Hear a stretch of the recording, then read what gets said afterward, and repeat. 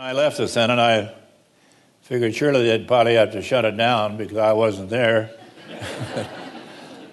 But they stayed open and did about what we did, and that was nothing. And they're still doing it. Yes.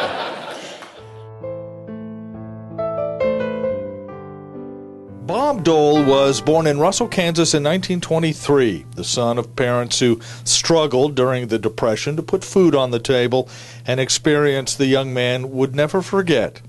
His teenage years were more typical, selling sodas at the drugstore, starring in high school sports, then off to college until the Second World War.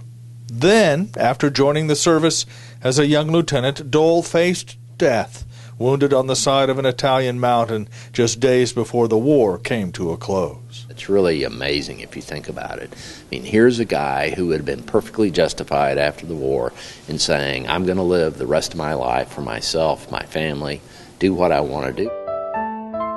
For 2 years, Bob Dole struggled to rebuild his shattered body. With the help of an experimental antibiotic, the young veteran slowly recovered and found a new calling: politics. First in the Kansas House, then as Russell County Attorney, then as a freshman member of the U.S. House. He would never look back. You're definitely a people person, very definitely like the idea of serving, very definitely like the idea of being around people all the time. I would consider it a great privilege to serve the people of Kansas in the United States Senate. Your vote will be appreciated. Dole made the leap from regional to national politics in 1968 when he sought and won a Senate seat, where he quickly became known as a quick-witted, sharp-tongued, sometimes caustic partisan Republican with an interesting streak of political sympathy for those less fortunate than himself. The combination intrigued Richard Nixon, who made Dole the chair of the Republican National Committee, just as Watergate entered the headlines. It nearly cost Dole his Senate seat in 1974. Well, 74 was the pivotal campaign in his career, and he was running for re-election after one term against Congressman Bill Roy, and it was very bitter and a very divisive campaign. People I had known up and down Main Street, and I can recall the time when I needed help. The people of Russell helped. And I think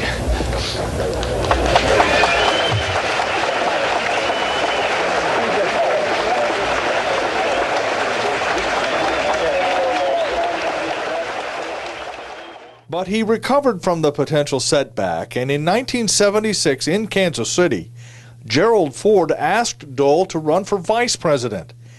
It was a mixed blessing. The ticket came close but fell short. In part, some Republicans believed because of Dole's debate wisecrack about Democrat wars. The loss would haunt the senator, the image of a mean, angry Dole cemented in the minds of many Americans. Since 76, coming across as, whether fairly or not fairly, coming across as a very partisan vice presidential candidate, everything changed after that. That's a responsibility we have, and it's not too late for the people in this state to find out what we know about the issues.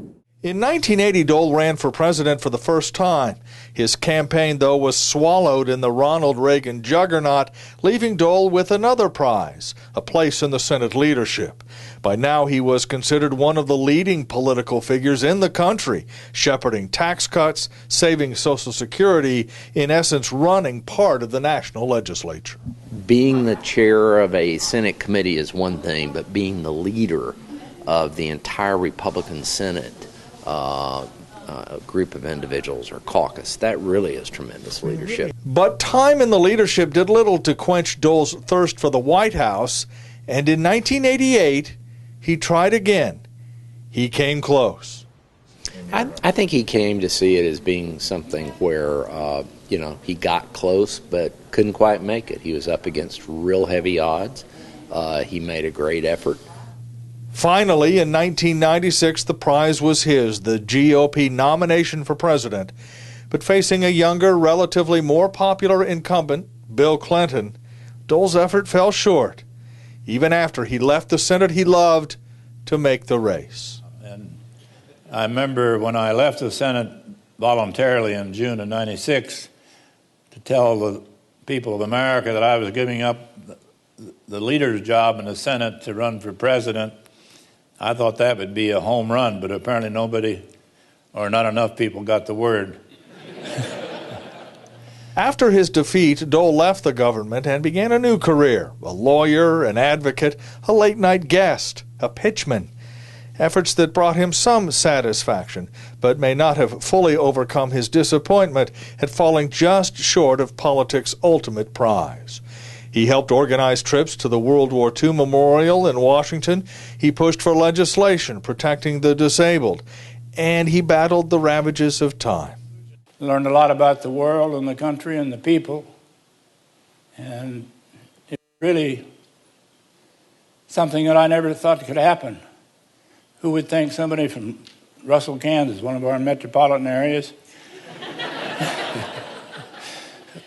would produce a candidate for president, even though he failed?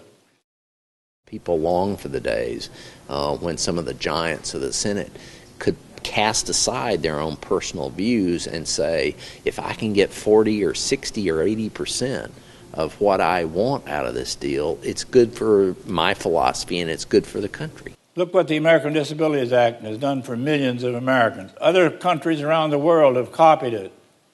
And it's there because a group of us, and Democrats and Republicans, decided to put the people first. And in health care, we want to put the patient first. In 60-plus years of service, Bob Dole was many things: a warrior, a father, a politician, a candidate. But he was more than anything else a Kansan, flinty, hard-working, smart, a patriot. That he failed to reach the presidency was a loss for him, of course, but in some other ways, perhaps a loss for all of us as well. I've had a great life in politics, and I know you've had great lives in what you do, and I really enjoy getting things done. Dave Helling for the Kansas City Star.